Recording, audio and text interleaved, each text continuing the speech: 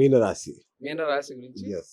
మనం బా మీన బా ఆ వైబ్రేషన్ నుంచి ఇంకా బయటికి రావట్లేదు, అంత గొప్పగా ఉంది. మీనరాశి గమనిస్తే మనం ఆదాయం 14, వ్యయం 11, ఉమ్, రాజ్యపూజ్యం 7, అవమానం 2. ఓ, గత 3 సంవత్సరాలుగా వేసుకోండి, ఒక రకంగా చెప్పాలంటే గత 3 సంవత్సరాలుగా వీళ్ళు పడుతున్న ఇబ్బందులు చాలా ఘోరాతి అవునా? మీనరాశి. ఆ, ఎందుకంటే కుటుంబంలో ఇబ్బంది, ఎందుకంటే డైరెక్ట్ గా లగ్నంలోనే ఉన్నాడు. ఓకే. మీనరాశి అంటే శని. జన్మస్థానంలో ఉన్నాడు శని శని. వాళ్ళకి. ఆ, ఓకే, కరెక్ట్ గా నడి మీదకి వచ్చినట్టు లెక్క. ఆ, ఇది ఎలాంటి విధ్వంసాలు సృష్టిస్తుందంటే కుటుంబంలో డెత్లు ఉంటాయి ఓ, చాలా వరకు. ఆ, అంటే దీనివల్లే వచ్చిందంటే దాని వల్లని కూడా కాదు, వాళ్ళ జన్మ జాతకాన్ని పరిశీలన చేసినప్పుడు వాళ్ళకి ఆయుస్థానాధిపతి, వ్యయాధిపతి, అష్టమ షష్టాధిపతులు నడిచినప్పుడు కూడా ఇవి కలుగుతున్నవి. ఇది ఉపకరిస్తుంది కొంచెం, ఓకే. దీనికి ఉపకరిస్తుంది. అట్లా అనేక రకాల ఇబ్బందులు చూశారు, మానసికమైన స్ట్రెస్లు చూశారు, పెద్దవాళ్ళు కాలం చేయటం చూశారు.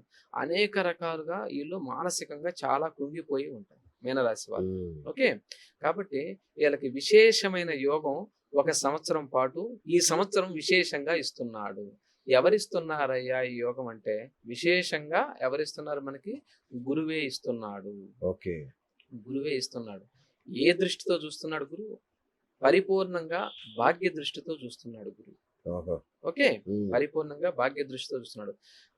మీన రాశికి మీన రాశి లగ్నాతు 5వ స్థానంలో ఉచ్చ పొందాడు, పంచమ స్థానం. ఓకే. అంటే వీళ్లకు సంతానం ఎవరైతే ఉన్నారో ఈ సంతానానికి ఎటువంటి ఇబ్బందులు అయితే ఇప్పుడు దాకా నడుస్తున్నవో ఆ ఇబ్బందులన్నీ కూడా తొలగిపోయేదానికి గొప్ప అవకాశం కలుగుతుంది. ఓకే. వాళ్ళకి మంచి మంచి గొప్ప ఉద్యోగాలు రావచ్చు, వ్యాపారాల్లో విజయాలు రావచ్చు, ఏదైనా సరే. వాళ్ళ పిల్లలు బాగోలేరు, చాలా నష్టాలు వచ్చినవి, కష్టాలు వచ్చినాయి అనుకున్న వాళ్ళందరికీ కూడా ఈ మీనరాశికి గురువు యొక్క సంచారం విశేషమైన ఫలితాలను ఇవ్వబోతుంది. పండగ చేసుకోవచ్చు ఈ సంవత్సరం తప్పకుండా. ఎందుకంటే గోచార రీత్యా ఆయన అంశయోగంతో పరిపూర్ణంగా పంచమ స్థానంలో ఉన్నాడు. ఓకే. కాబట్టి మీరు ఇబ్బంది పడ్డారు. ఇక మీదట 1 year పాటు అద్భుతమైన యోగం ఉంది. తర్వాత ఏలినాటి శని ఉన్నప్పటికీ కూడా ఇబ్బంది లేదు. గురువు ఈ సంవత్సరంలో మీకు ఎటువంటి అవకాశాలు వచ్చినాయో ఈ అవకాశాలన్నింటిని కూడా అందిపుచ్చుకోండి. తదనంతరం ఇంకొక 2 ఏళ్ళు ఇబ్బంది పడకుండా కానీ ఉండేదానికి అవకాశం గట్టిగా ఉంది. కానీ ఏ ఇబ్బంది వచ్చినా ఎట్లా వచ్చినా సరే సర్వేశ్వరుణ్ణి మనం నమ్ముకోవాలి. ఆ తిరుమలేశ్వరుని నమ్ముకోవాలి, వెంకటాద్రిని నమ్ముకోవాలి. కాబట్టి నమ్ముకున్నప్పుడు ఏంటంటే ఆటోమేటిక్గా మీ కష్టాల నుండి బయటపడుతున్నారు. అందుకే ఆయనకి పేరు ఆపద మొక్కులవాడ అనాథ రక్షక. అంటే ఆపద మొక్కులవాడ అంటే ఆ ఆపద నుండి మనం తప్పించుకోలేము, కష్టం. అప్పుడు మాత్రమే ఆయనకి ఒక మొక్కుతాం. ఈ మొక్కు మనమే మొక్కుతున్నామా, ఆయన మొక్కిస్తున్నాడంటే ఆయనే మొక్కిస్తున్నాడు కదా అంటాడు. అందుకే ఆయనకి ఆపద మొక్కులవాడ అనాథ రక్షక అనే బిరుదు వచ్చింది. కాబట్టి ఏంటంటే ఆయనే ఆపద పెట్టి మీకు మొక్కేలాగా చేసి ఆ పనిలో విజయాన్ని కలగజేస్తున్నాడు. కాబట్టి మీనరాశి వాళ్ళు విశేషంగా ఏడుకొండల వాడిని అసలు నమ్ముకోండి. ప్రతి సంవత్సరం 6 నెలలకు ఒకసారైనా, 3 నెలలకు ఒకసారైనా, సంవత్సరానికి ఒక్కసారైనా సరే తిరుమలేశ్వరుని దర్శనం చేసుకోండి. ఏడుకొండల వాడి దర్శనం విశేషమైన యోగాన్ని ఇస్తుంది. ఎందుకంటే గురుగ్రహం యొక్క అంశ అది. మీనరాశి వాడిది గురువు యొక్క అంశ అది. కాబట్టి ఏంటంటే గురువులకు ఎప్పుడైనా సరే మంచి చేస్తే ఇంకా మంచి మంచి ఫలితాలను మనకి ఇస్తున్నాడు. అలాగే దక్షిణామూర్తి స్తోత్ర పఠనం మంచిది, దత్తాత్రేయ పఠనం మంచిది. విశేషంగా వాళ్ళకు లాభాలు కలుగుతున్నవి. ధన్యశ్రీ గురుగారు, నిజంగా అద్భుతంగా 12 రాశి ఫలితాలు చాలా అద్భుతంగా చెప్పారు. మాకు ఎలా ఉందంటే, నాకైతే మా ప్రేక్షకులకు కూడా అలాగే ఉంటది. మామూలుగా పెద్ద వేదిక వేసి అక్కడ చెప్తారు కదా, అది అలా ఉంది, అంత గొప్పగా చెప్పారు. థ్యాంక్ యూ గురుగారు, థ్యాంక్ యూ సో మచ్. అయితే ఇక ఇన్ని రాష్ట్రాల ఫలితాలు చెప్పారు కదా, ఏ రాష్ట్రాల వాళ్ళు జాగ్రత్తగా ఉండాలి, ఏ రాష్ట్రాల వాళ్ళు డేంజర్ జోన్ లో ఉన్నారు, సంక్షిప్తంగా బాగా చెప్పాలంటే సంక్షిప్తంగా మీకు ఒకటి మేజర్గా సింహరాశిని మనం కొంచెం ఫస్ట్ లోకి తీసుకుంటాం. సింహరాశి ఒకటి, కన్యా రాశి ఒకటి, ఓకే, కుంభరాశి ఒకటి.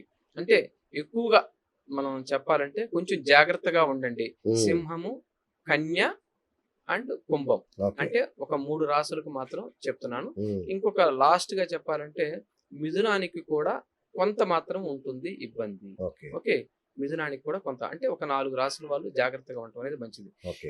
ఏమున్నా సరే రాశి ఫలితాలు 35% కాబట్టి బెంగపడవలసిన అవసరం లేదు. అదేలేండి. మీకు కష్టం వచ్చిందండి, ఇన్ని గుడులు, గోపురాలు, స్తోత్రాలు, యజ్ఞాలు, యాగాలు ఎందుకున్నవి? అవును. కానీ మీరు కన్యా రాశి ఇబ్బంది వచ్చింది, ఓకే, మీ జన్మ జాతకాన్ని పరిశీలించండి. అంతే కదా. ఏ మహర్దశ నడుస్తుంది, ఏ అవును. విదేశ నడుస్తుంది, ఏ సూక్ష్మ దశ నడుస్తుంది, మీకు ఎటువంటి యోగం ఉంది, ఇప్పుడు అది మీకు అడ్డుకట్ట వేస్తుంటే ఏం చేస్తే మీరు బయటపడతారో ఆటోమేటిక్ తెలిసిపోతుంది.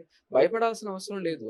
ఇది దారి చూపుతుంది. మీకు ఫస్ట్ లోనే చెప్పాను కదా, జ్యోతిష్యం అనగా జ్యోతి, జ్యోతి వెలుగు. అఖండంగా వెలుగుతున్నదే జ్యోతి. ఎవరు వెలుగుతున్నారు? సూర్య చంద్రులు మనకి వెలుగుతున్నారు, వెలుగుతూ మనకు దారిని ప్రసాదిస్తున్నారు. అవును. ఈ దారిలో చూడండి, ఈ దారి ఎక్కడుందో కనుగొనండి. ఈ దారి ఎక్కడుంది అంటే శాస్త్రంలో ఉంది, జ్యోతిష్కుల దగ్గర ఉంది.